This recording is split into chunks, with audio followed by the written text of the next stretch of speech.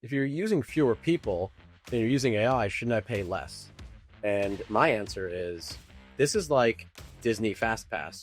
So the experience has to be the same or better, but you're paying us because we just let you cut the line. And that should have value. And we invested in that ability to allow you to cut the line. And eventually everything's going to be Disney Fast Pass. So it's all going to kind of like level out eventually, right?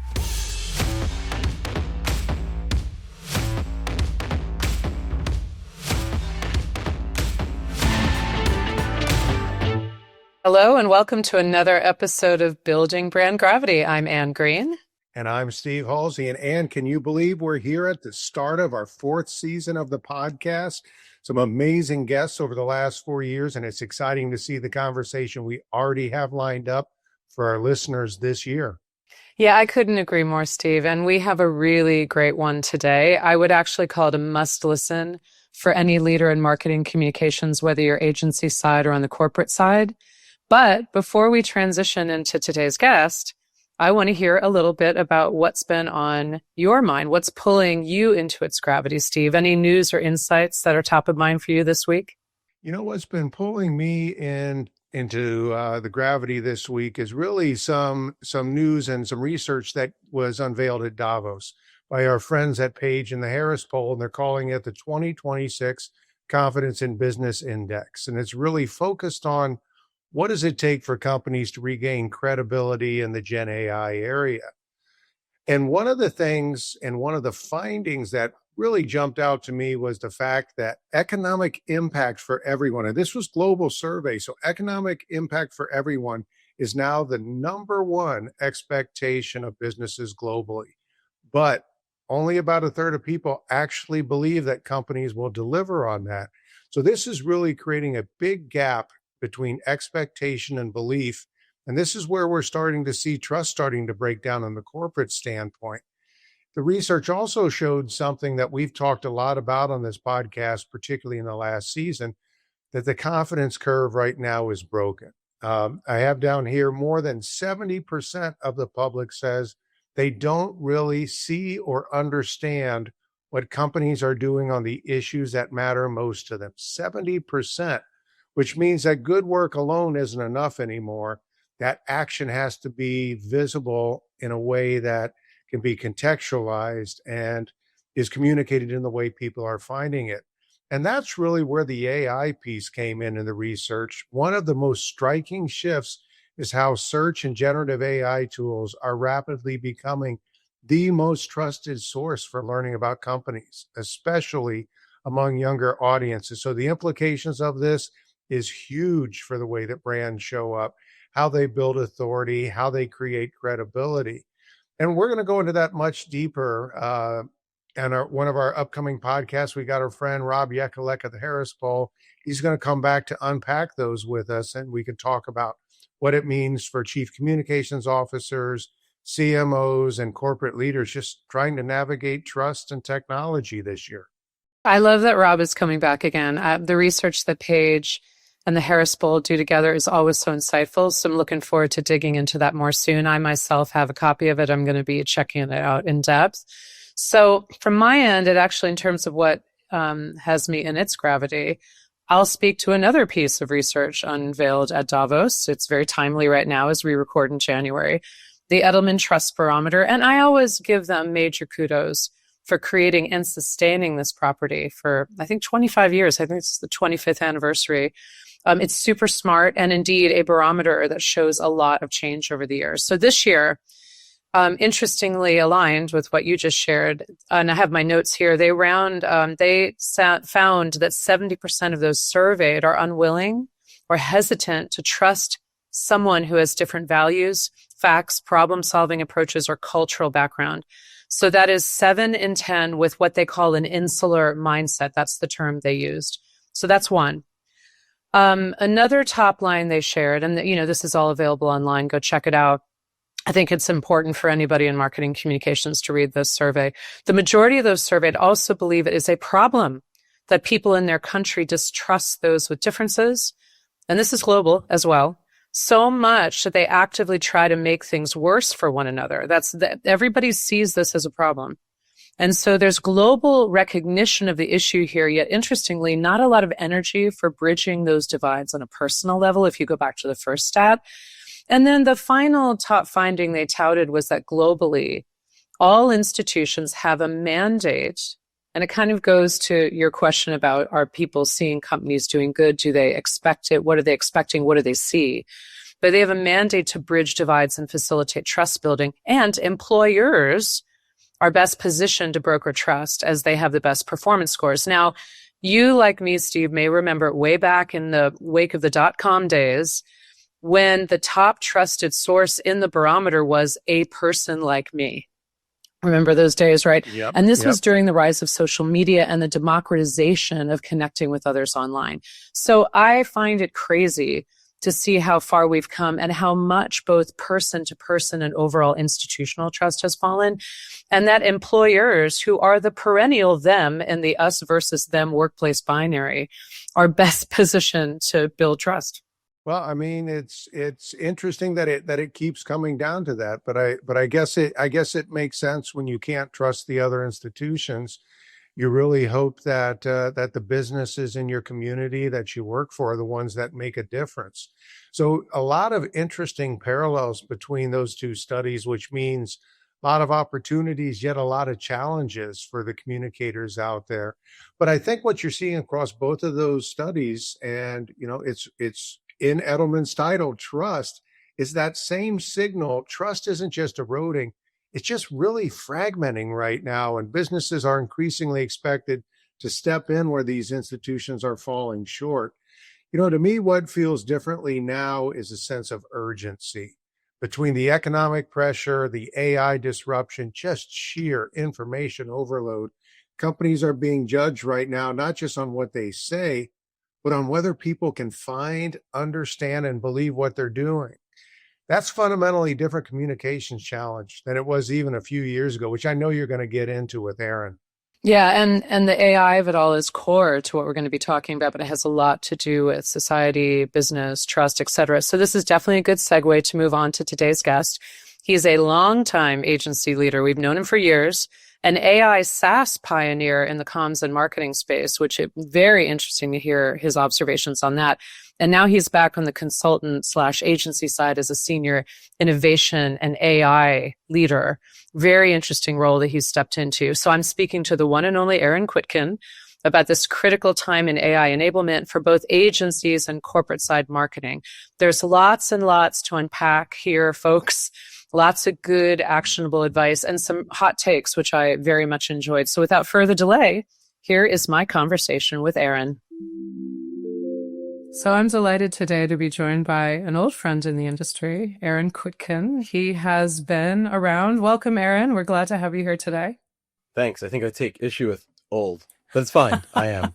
We are. We're seasoned. We're seasoned, Aaron. Seasoned. So for those that don't know, Aaron has had a huge career in the agency side and then also in the platform SaaS side, and now back in the consultant and agency side, from launching his own eponymous firm, Quicken, back in the day after, a number of agency roles, which became, I think, KWT Global.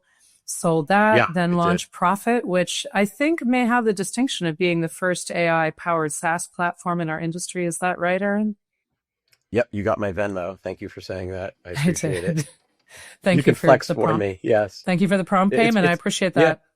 Yeah, it's painful. It being first is actually not good, I learned. And we can talk about why, but it's extraordinarily painful if you're too soon or too early in something, especially with tech.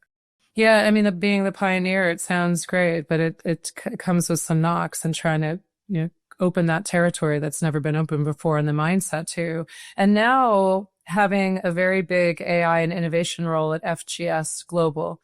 And that's just a few months in. So, welcome again. And I think that what might be interesting to get started, because we're going to cover a lot of these things, is I've given the stats, right, that you can see on LinkedIn, but tell me about the arc of your journey. Why moving, first of all, that entrepreneurial spirit to launch your own firm, but then that even deeper entrepreneurial spirit to break new ground, like you said. Tell us a little bit about how you interpret that arc.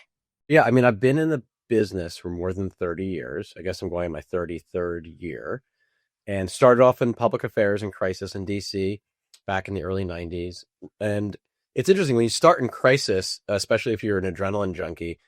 It's not quite like the pit, but it's a little bit like the pit for PR. You just kind of get hooked on it, right? And if you start from the perspective of how do I stop a reporter, or try to neutralize a journalist from writing something or balance something, it puts everything in perspective. It's actually easier to then be proactive when you're pitching. So, like many of us, I came from that earned media world. I always wanted to start my own agency. So, I really learned quite a bit from others. Every large agency you can think of, from starting at what's now MS&L, was Manning, Selfridge and Lee, all the way through to GCI Group. And I've had some incredible mentors along the way, which I just wanted to mention because without real humans, and I hope that never goes away, none of us can grow, none of us can be enriched. And then sadly, going back to the age thing, as we get older, sometimes we lose some of our mentors as well. And it actually helps you reflect and appreciate what you have. So I started my own agency actually almost exactly 20 years ago, a little more than 20 years ago. And anybody who wants to start an agency, never name it after yourself, because you soon realize every email that goes out has your name on it.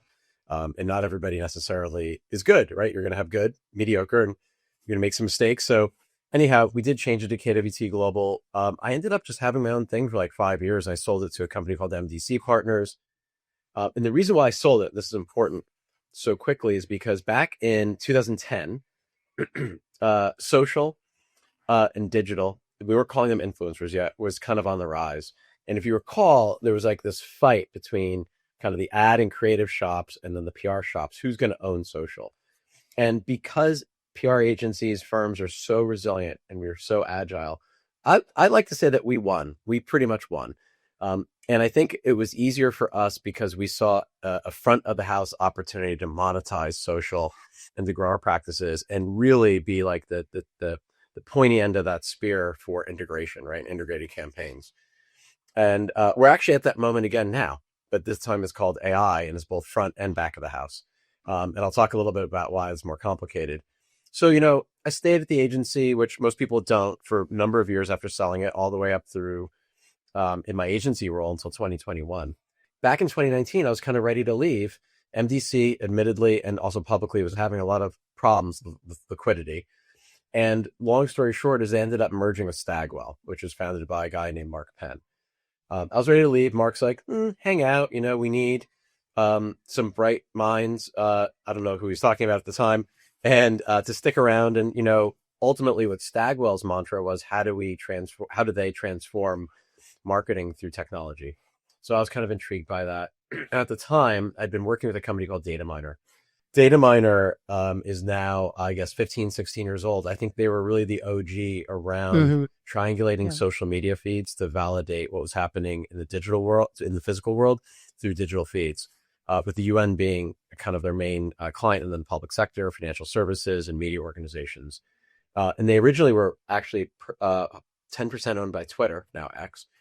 I learned and met all these people who are like these brilliant data scientists that are doing this thing called AI. This is back in 2016, 2017. And I'd always thought in the back of my mind, because there's so much repeatability to what we do. And when you think about AI and its core promise of, learning, and especially repeatable things, looking back, look ahead, and kind of recommendation engines, stakeholders, journalists in particular, kind of follow patterns. Why can't we look back at past coverage to predict future interest? So I decided to stay, and I was lucky enough to have Stagwell invest in a company that we called Profit. And it was back in 2019, so pre-COVID, and pre-ChatGPT, which came about in 2022. And we built prototypes. And it was, not only was it hard building it as somebody who had didn't know anything about coding and UX and UI and user stories and data science and whatnot, but it was very hard to sell into a market that was by design. We as PR people were skeptical, we're cynical, we're trained to find fault, all the good things, especially for a crisis person. I'm inherently a pathological optimist.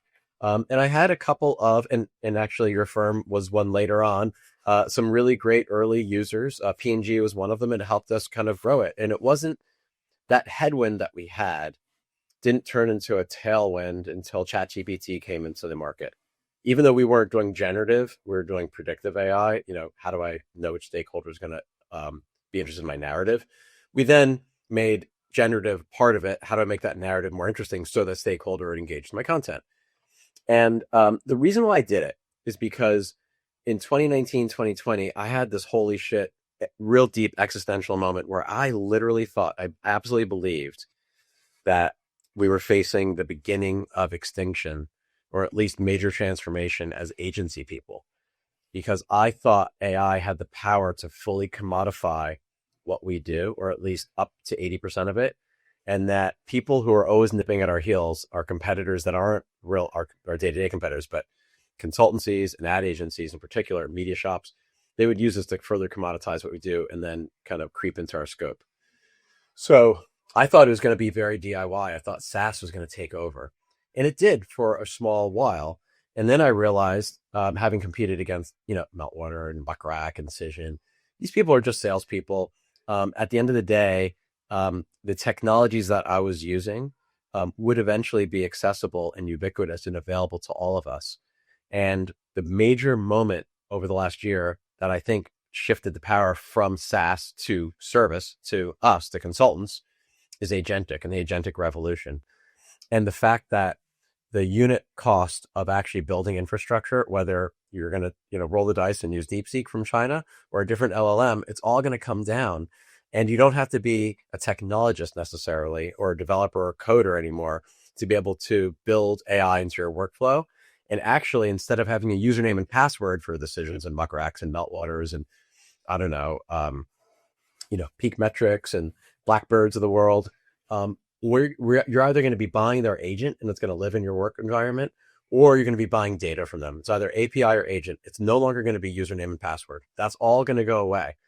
And you're going to see this precipitous kind of reckoning when it comes to pure SaaS platforms. They're either going to get bought, they're going to get shut down, or they're going to change the business models.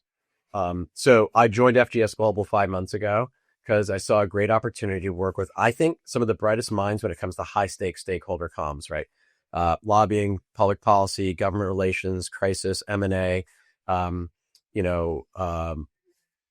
name it. It's kind of bet the farm, no consumer. It's all, corporate B2B globally. And they had already started building their own model back in 2023. They call it Fergus. Now we call it Fergus, but nobody knew about it because it's not kind of in our genetics to like peacock like a large agency would. So the opportunity was to continue to build that out, make it agentic, and also build point solutions with our developers, which I think is another shift you're going to see inside of firms, the right firms who can afford it, who can think about it. Our business is going to change where we're also going to be developing point solutions and hiring people who do have data and technology backgrounds for our clients, in addition to communications programs and counseling and whatnot. Yeah, there's so much there, and it's really interesting to hear, that vision shifting over time and what your assumptions are, but also willing to make a bet behind it. One thing I wanted to backtrack to, because there's a lot to unpack there, because I've been spending a lot of time thinking about that moment of disruptive change. And it was even prior to social media.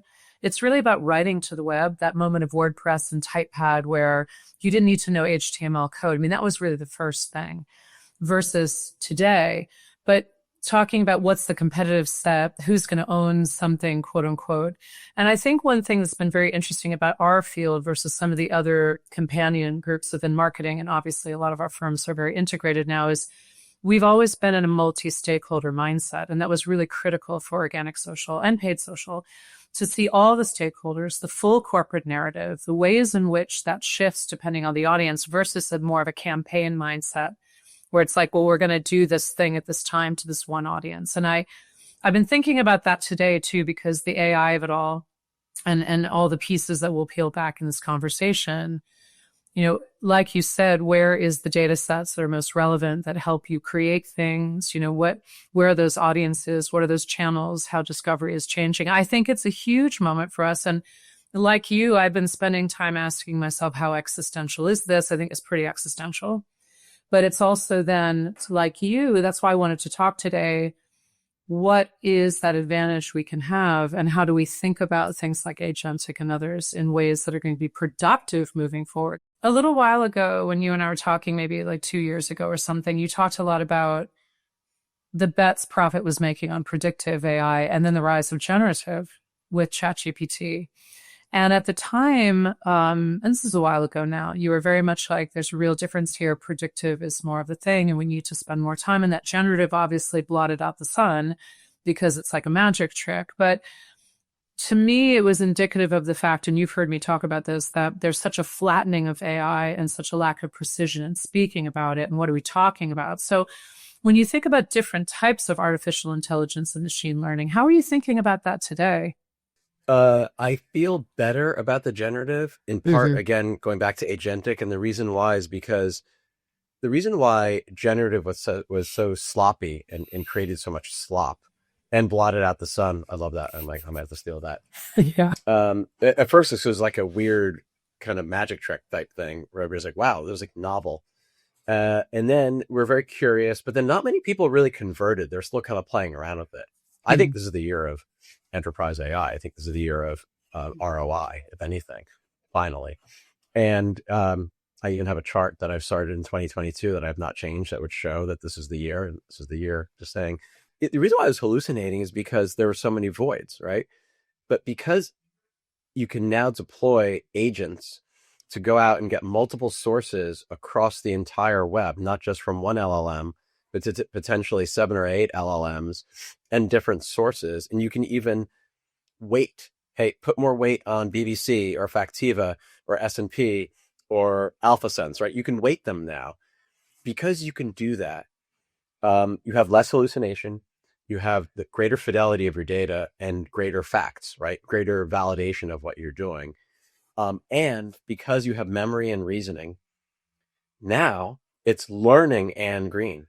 After you use it enough, it is literally learning how Anne Green thinks. It's going to eventually be like, I know what Anne's going to ask next.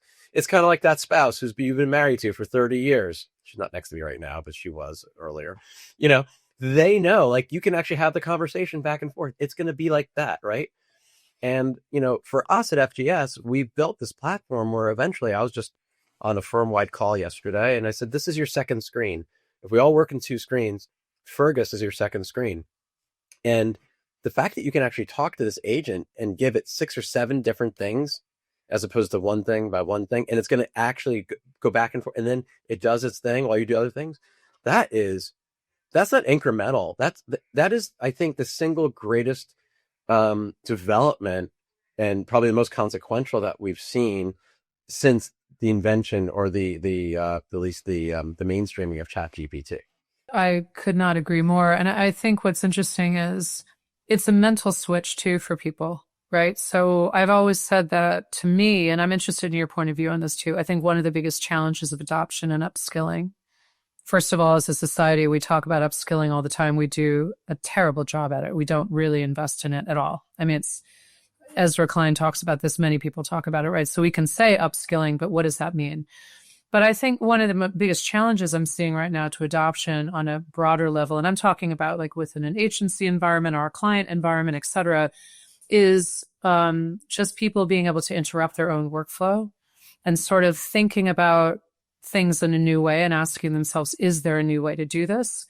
And this idea of using it as, I like the idea of a second screen. I wrote that down. I'll steal that from you, in terms of a constant thought partner and a constant generator, and asking multiple things and letting it churn on it and go back to it again and again. So to me, it's that issue of the human saying, I've done this, especially for those that have been in the business for a while. I've done it this way for a while. How do you even think to interrupt yourself? And what are the repetitions or the frequencies or the examples or those moment of exposure? Or I've been using the old mobile term, what's the killer app that gets you excited, right? What do you see right now? Like, what does that bring up for you in terms of where the drag is? And, what is it that turns that light on for people to recognize and also like get hands-on with it the way you're talking about it as that second screen? This sounds very dated, I'm sure, but I like to operate on the fear-greed continuum. People operate mostly out of fear or greed or both. Yeah. It's real though. It's very human. It's very humanistic. What I've experienced more recently is I've been tapping into greed. So, how can you grow your revenue faster than your headcount? How can you better utilize your associates' time to actually train them like you to be critical thinkers and strategists and problem solvers versus just doing mundane research and tasks and things like that, right? So I think that if you can at least create the ROI for people, especially senior people, but even more junior people, I mean, if you're talking to a more junior person, these are skills that they need to have that have to be native and innate, right? And then the fear thing, really, I think we're past that, but I'm not entirely sure we're past that. I think we were there for a while. I don't call it upskilling anymore, just so you know, because I 100% agree with you. I call it updoing. Updoing means just fucking do it. Just start playing around in it. Stop whining. And by the way, if you really want to force it, you don't get it. It's part of your performance review, right? It's part of your compensation review. It is very much part of our apprenticeship program. Like, if AI and workflow optimization needs to be as much a carrier for culture as all of your other values that you have or don't have or say you have inside of your firm or your department inside of a brand. I'm no better. Having built my own, run my own, I'm always like, yes, we're going to focus on professional development. Then it's like, oh, we've got this client thing. Oh, we have this new business pitch. Oh, they're taking a vacation. All three really good, important things. Professional development always falls to the flow. So instead of just, develop people, as you go, don't, and of course, we have office hours. So we allow people every week. We have multiple times a week where we have technologists and then people from our AI and innovation team just dial into a team just like this. And, I wish it was just dead air and I could reclaim that hour or two back. Actually, I'm glad I don't. People just dial in. They ask us anything. They're AMAs basically. And it really, and some people want to just do one-on-one, but we also just kind of invite people because the more and more kind of schools or structure we'll do road shows with offices and things like that. So you said something that I enjoyed, which is naming things, that you have a little chart that you've named. So I think it's important sometimes for our teams, especially with a change as big as this. And I have a lot of compassion for how overwhelming this can feel, especially with the big workforce discussion out in the world. It just feels very overwhelming. And the AGI of it all, like having to have a portion of your brain wondering if Sam Altman's going to find like artificial general intelligence that's going to turn to this topic. Like, that's not the easiest thing for people. But we try to make it legible year to year, so we call 2024 the year of AI exploration, 2025 year of AI enablement. And this year we're calling it AI standardization and acceleration. So part of our job is to create what we're calling standard operating procedures or SOPs for different types of accounts. So if you're standing up this type of account, whether it's marketing, more earned media, et cetera, you should be running these types of agents, this kinds of workflows standard. This is how the younger people are orchestrators of it. And we're deep in that process now. And I think it's going to be really helpful. But, as you look at 2026, you said just a minute ago that is this the moment of enterprise AI? Is this the moment of ROI? So yeah, tell me what you think is this year for both agencies and corporates, and what's the make or break right now for you, Aaron, in the next 12 months? On the agency side, we'll start there. I think that agencies have to decide. I don't know what you guys are doing. I can tell you that we went the path of, building our own platform and then having it sit on multiple models.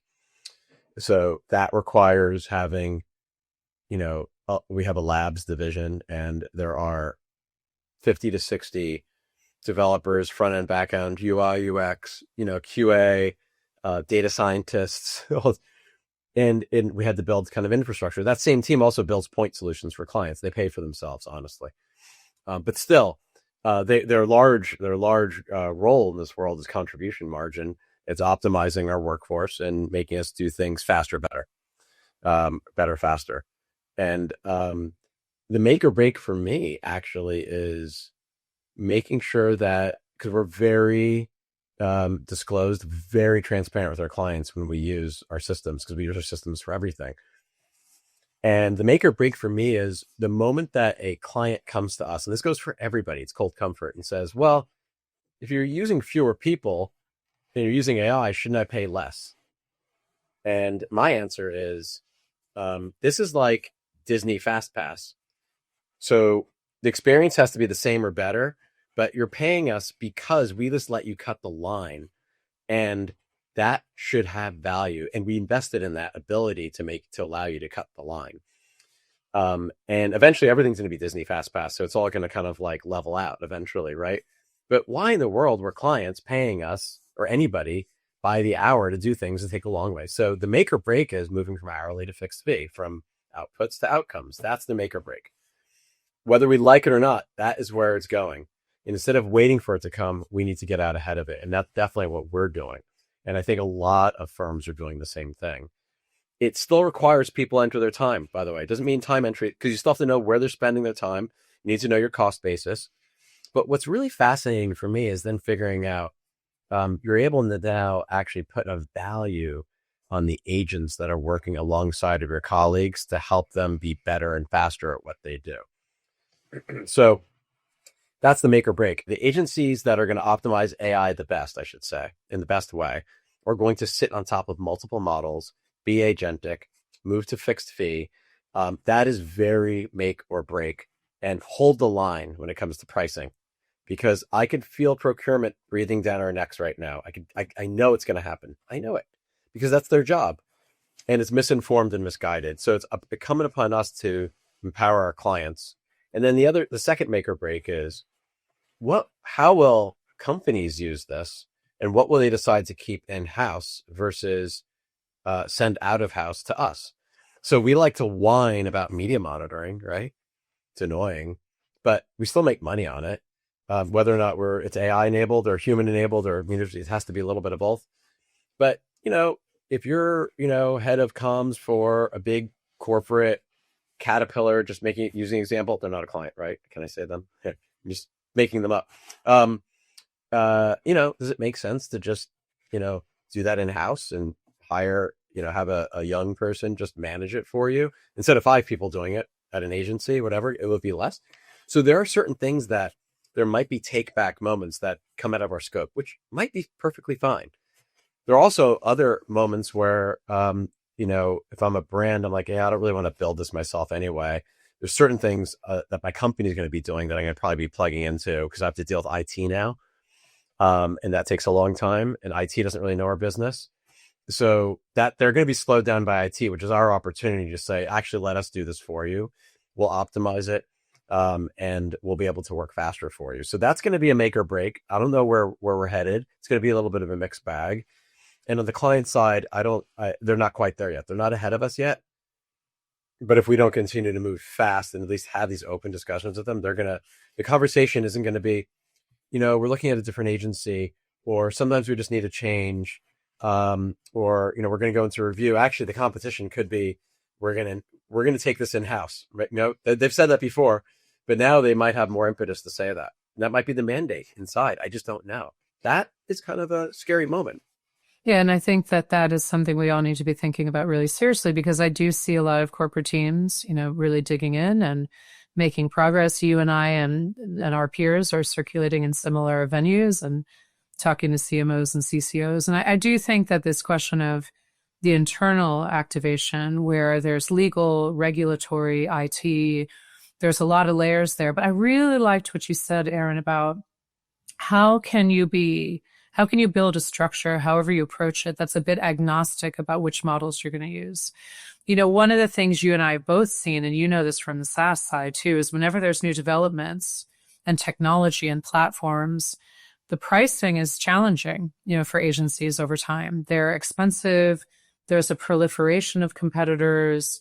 There tends to be an arm race around dollars. And for some reason, that doesn't usually lower the price point in our sector. I don't understand how supply and demand work in our sector, but it's challenging. And so then you have this proliferation of models. Which do you access? How are you paying for them? And I think it's been very interesting for both client side and agency side. And then you have the ones like the Microsoft environment that's more protected, but is it as advanced as some of the others? And it's been exciting to see, you talked about coding earlier. You see Claude Code and you see what the seismic impact that's making, where you hear the incredible results around Gemini 3, et cetera, et cetera, et cetera. So I think this question of how do we, as business owners and leaders, and you've and I've sat in similar seats, how do you figure out, position yourself to take advantage of the best data out there in the best way? And that does come back to this agentic question. So you've been doing some great writing. You've got a newsletter on LinkedIn. I've been checking out some of your pieces. And one of the things you talked about is your new agentic colleagues are here. That was one of your 2026 predictions. We've all been talking about agents and agentic AI for a while now. But it sounds like you're feeling really bullish that this is the year that we're going to see leaps forward there. And how are you thinking about that? Maybe dig into that a little bit more. Well, I think about it in a couple of ways. I've been thinking a little bit about what makes us different when we're sitting with a client. I was sitting with a very large global healthcare company not long ago, and the clients are now have people at the table who aren't just public affairs or crisis, but there are software engineers sitting now in the room. And if nobody's experienced that yet, then I'd like to know how and why and what world you're living in. But that's never happened. I'm only starting to see that happen in the last year and a half, now that I'm back in the game on the consulting side. To me, that gives me a lot of comfort. I have no problem with them in the room. I prefer them in the room.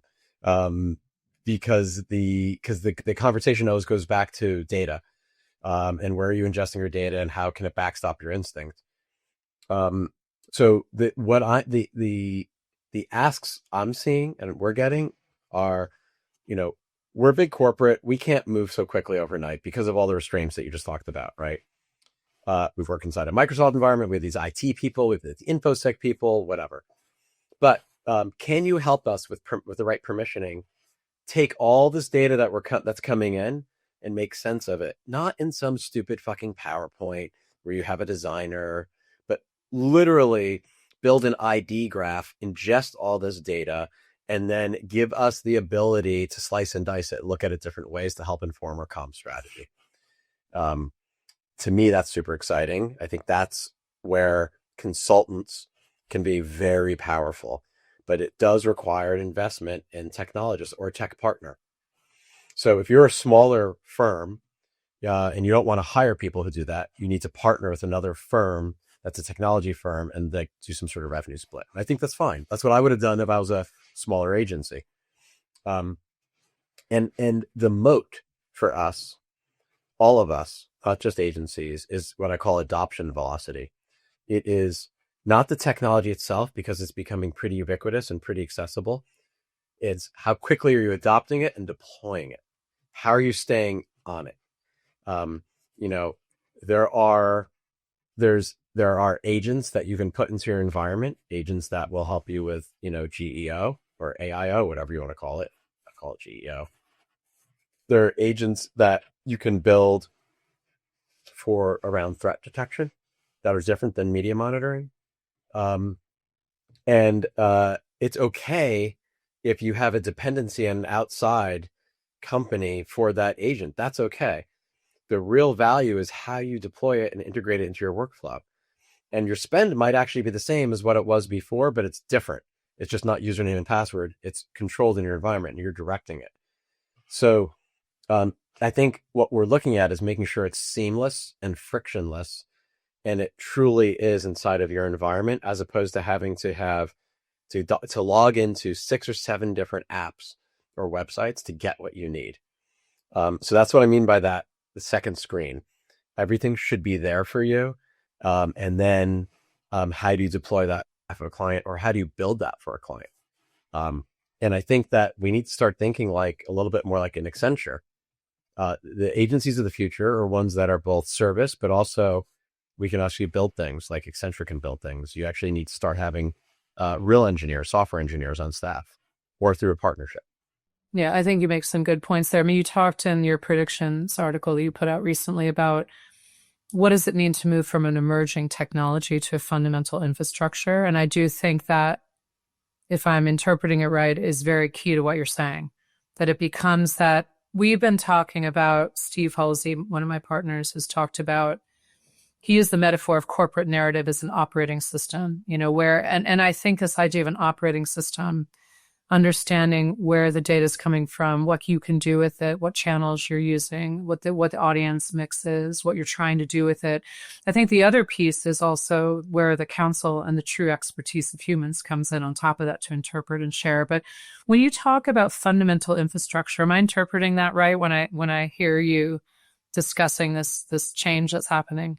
You are hearing me absolutely right. And 4 or 5 years ago, I didn't even know what Agentic was. I didn't know that this was coming. I didn't think it was possible.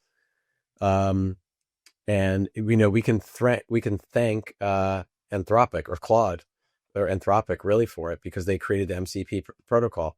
They created literally the pipes that allow all these apps and everybody to kind of exchange information with each other. It's pretty incredible. I just didn't see it coming.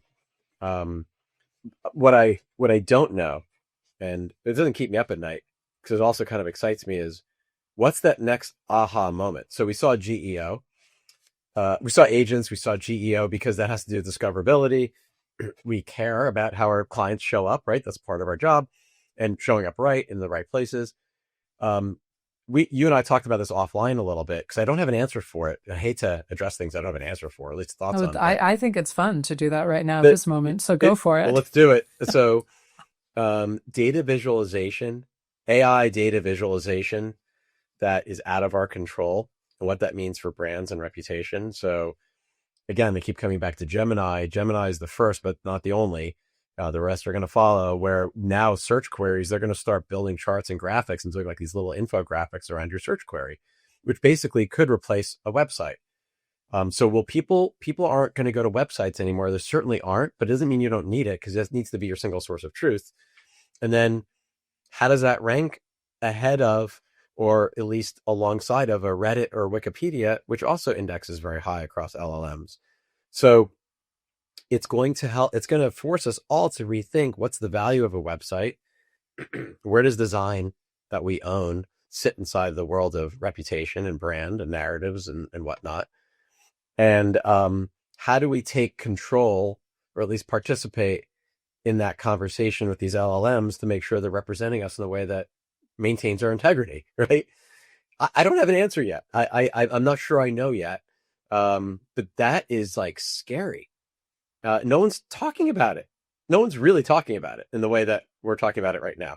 Yeah, I feel like it's an emerging discussion, but I'm hearing it more, and tell me if you feel this is true. You hear it more on the side of sort of zero-click search and traffic Armageddon for publishers, and what this will mean, and then how can Cloudflare help, and et cetera, and how do we get them to pay? And now we're seeing the announcement that ChatGPT will start to include advertising, or somewhere, I forget where that, or is it Gemini? One of them. I mean, this is coming, obviously, OpenAI, because they're looking for money, is looking for the business model. So, but I do think it's sort of a lot of times I feel in these conversations, it feels like an existential loop, or the snake is eating its tail, because they need content to ingest, to continue to evolve, and to just to operate in the way they do today, the LLMs and everything that is cascading off of them.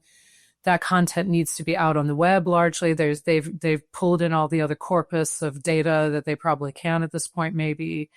Then if you have a situation where the websites are starved, the journalists that write for them, et cetera, not every journalist can support them. So I'm going down the journalist route as one example. So, right, not every journalist can support themselves on a Substack. So does this start to degrade that web environment? Are you left with only corporate sites? I mean, that the implications of this spin off in a lot of different ways. And it's really interesting to contemplate, even if we don't really have the crystal ball right now to know which way it's going to go. Well, and, if news consumption, even online, is on the decline, and social and news influencers are on the rise, and most people get their information from TikTok, X, Reddit, YouTube, is all post-literate, post-script world. And that's where the audience is. That's where the LLMs are going to pull from, not necessarily high authority news outlets, even though LLMs seem to favor journalistic content, but we don't really know if that's true. It is a little bit of the wilds right now. And it reminds me back to the days of the internet, when the internet was just starting, and then the internet was a bubble. It burst, but it didn't go away. This is going to burst too. This will crack, but it's not going to go away. This is here forever. And I think too that when people think back to those days of the dot-com bubble, those who weren't sort of there, plenty of us were, forget that it's not the internet that burst, it's pets.com. It's the entities that did not have the business to match the speculative valuation. And there's plenty of that example here right now. But this idea of what is it training on, and what does that mean for, and I try to say to everybody too, we're getting a little philosophical here, but I invite everyone always to think about this on multiple levels. There's the ground level, your daily use, et cetera. There's that middle level, which is workflow transformation and how are we changing business models. But the 100,000-foot level is, what does it mean to be human? What is happening to our society? How does this net positive or net negative? And that's a much bigger picture. I think actually this is a good time to bring humans back into the discussion here. I really appreciated in one of your pieces, there's a header, humans powered by machines. It's definitely my vibe. That's what I seek to see. And I really do believe that we have to have a vision for the future and decide how we're going to drive to it. Not just because, that'd be good for us, but because we have a real vision and a bet we want to make. But you talked about betting on a different future. I've got to hear one where technology enables and amplifies human expertise rather attempting to replace it. And you would talk about, what is that human corpus of like knowledge and expertise and like you said, training the pipeline of younger people on how to be those orchestrators and experts and grow, supported by that technology backbone and that operating system. But, what do you see as the path we need to take to keep the human in balance with the machine and have it be supported by that intelligence, not taken over by it entirely? I think there's this weird, isn't it called the Javin's principle? I can't remember, but this law where actually anytime you introduce a new technology, it actually helps elevate humans. And if anything in this world, I think that our time as consultants is going to be valued at a higher rate than ever before. I think where I worry, and what you touch on, again, second time I don't have an answer for this, is the way we were kind of raised in this business is through mirroring good and bad behavior. Like we saw everything, but we definitely learned by doing. And sometimes we were just kind of literally proverbially thrown into the water, thrown off the deep end. And I worry about the shortcuts that AI will enable for young people. And some people will call that upskilling. It's not actually, it's enablement. And it is, it's kind of like, driving your kid to school every day when they could walk, and then they don't really know where the school is when you're not there. Because, they're so dependent. I mean, I do wonder what learning is like. It's definitely not the same. Is it as powerful? And does it give you the same level of critical thinking? That scar tissue is important. AI does not create scar tissue that you need in order to be a good counselor, because you don't have that expertise, or you might have fleeting expertise, but you don't have the experience. So how do we create those experiences for people that we learned in an analog world that now is increasingly become a digital world? I just don't know. I'm not sure. I haven't figured that out. And that worries me. That scares me. I think it's the essential question, and it's coming up all the time. I just did some mentoring at my alma mater this weekend for sophomores. It's an annual program I've done for like 9 years, and so many questions about AI and what that entry level is going to be, and what does it look like to be a younger person. And I do talk about the fact of like multiple tools, and it's not just the LLMs, it's our whole tech stack. How we look at AI embedded in all the kinds of tools we use. Creative tools are a great example. Adobe Firefly, that's an obvious one, right? That's supercharging creative teams. But how do you become the orchestrator of many things? But I think one thing, and I love your idea of upskilling versus enablement. I just wrote that down because it's a really good question. I think to take it one step farther in what you're wrestling with, because I am too, is this question of, yes, I have this vision of helping all of our generations of people be orchestrators of technology and allow those to go out, create tasks, like take workflows, et cetera, everything we were talking about. However, there comes a point where a human needs to look at it and say, is this good or is this garbage or is there somewhere in between? And does this, like, for example, our agency does a lot of work in very complex industries. Agriculture is one of them. Like our creative team and our, what we call market communicators, the comm sci folks, they can look at row crops like corn and they understand whether that row is correct, how it's sown, its stage of growing, if there's a certain kind of blight or pest or disease, et cetera, et cetera. Now, over time, AI will get better at that. But and that's just one very specific example, but there's also, you talked about crisis comms. There's those years you spent in the trenches as a younger person going through it with the more senior people in the firm and the clients. And you honed your instinct and your knowledge by watching it go down. And so, when we're bringing people in, I think we have to be really attentive to mentoring and a lot of storytelling and a lot of explaining so that they can then take their own discernment and look at a product that's come through an agentic workflow and be able to judge and say, wow, this is great in these 5 dimensions, but these other 4, they need to be adjusted more. I mean, do you resonate with what I'm saying here, Aaron?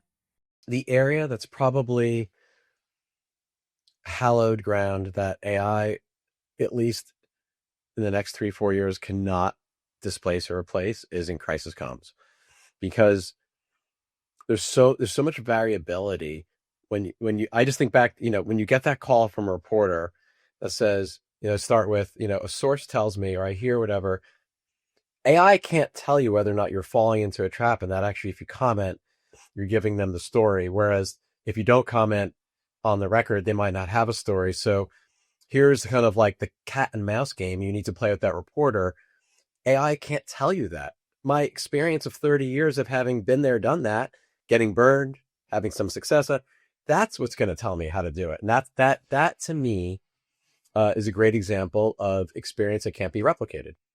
On the other hand, there are, especially let's say even in the M&A world, most M&A transactions are repeatable. They're more similar than they are different, with the exception of some content that's different. That actually can be, put into a little bit of an operating system, a communications operating system, where a lot of it can be done for you. You're still orchestrating, like you said, but there's not as much kind of back and forth, unless, of course, you have an activist shareholder. That's different. Then it becomes more of a crisis M&A situation, right? So I still think we have to define as an industry, what are those places that still require lobbying, networking, access, influence. All those things, I think, are still very much human endeavors. This has been an amazing conversation. Just to put a capper on it, I'd love to hear a little speed round. What's your advice for both sides of the house? First, agency leaders, and second, the corporate side. Well, I'm going to start with the second. On the corporate side, I think you need to find a way to work outside of IT, but be friends with IT, because that's going to be your biggest gating factor to success around AI optimization. And outside of that, lean on a really smart, technology powered agency partner or firm partner who can help you with, what your discoverability issues on the web, figuring out how you can harden your threat intelligence capabilities and reach hard to reach audiences, not just gen pop audiences, et cetera, et cetera, et cetera. And that's my advice there. Over time, you will need to probably hire your own tech person to deal with IT so you can get what you actually want. Otherwise, you're going to be subject to the generic kind of AI optimization operating system that everybody else in the company uses. And we are special. We need to be fit for purpose. We can't fit into just a general AI optimization system inside of a corporate environment. We're different. On the agency side, it depends on your size and your constitution, your level for your appetite for investment. I think it's important, if you can't hire people who have technology backgrounds, and I don't mean just hiring people who are like in data and analytics and insights. Those are important people to have, and hopefully if you don't have them, you should. I mean people who have developer type backgrounds, people who can build things. You only need really one person, and then they can contract out to other firms around the world. There's so many talented people. It's especially nice to be able to support people who are in countries that have conflict, like Ukraine. They're incredible programmers there who need work. They're happy to. So you need to have at least that one person, and then either partner with a tech firm or partner with contractors. Every firm should have its own communications operating system, whatever your partner calls it. For us, we call it Fergus. And then you have to decide, what is it that's most important in an operating system? Is it content generation? Is it your thought partner? Is it you want it to be more predictive? Do you want it to be generative? It depends on your business and where those pain points are. You can start with pain points and work from there. This is great. Great advice, really practical. I mean, definitely a lot of food for thought. I think we're both on the same page that 2026 is a critical year for our industry. It's for the whole industry, both sides of the house. But I'm excited you talked to us today, Aaron. I love having gotten to know you over the years, and I love picking your brain on this kind of stuff. So thank you for being a guest today on Building Brand Gravity. I really appreciate it. Well, I appreciate you having me on, and I value our friendship just as much. And I can't wait to be on a panel with you again. I think we need to have our own event, our own special event. Please, hey world, you've heard it. Ask us back. Yeah. We have a good lighting, freaking frack with good here. Lighting. Exactly. All right. Thank you, Aaron. Thanks, Ann.